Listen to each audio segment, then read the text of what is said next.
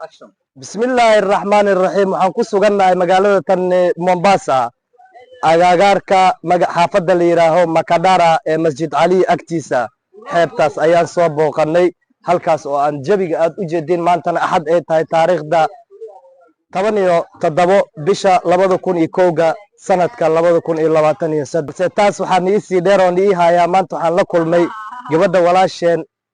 aan kula kulmay magaalada tan Mombasa Queen Qureysha kusoo dhawaada Queen Qureysha assalaamu calaykum walaal kow iyo laba dadka maxaa ka leedahay channelka Midsan TV iyo channelkaadaba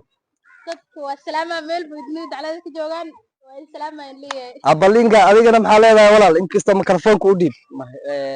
dadka horta badana aad bay u daawadaan walaasheen akshimadeeda iyo waxaada ku waa lagu qaatay marka hore dadka saanay dhaayeen balse hadda waa lagu qaatay maanta hadii la dhaho ayada madaxweyne wadanka ka noqos hal saacadood iska dhaaf sanad bay ka noqon kartaa iyo ka badan madaxweyne ha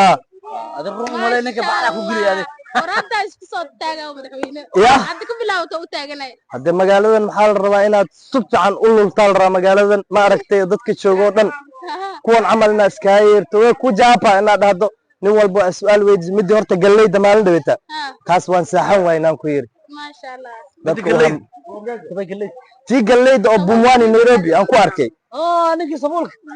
ayadana waan u soo duceyneynaa walaasheen ayadana waan u soo duceyneynaa ma sha Allah sidaas iyo amaano Allah salaamu calaykum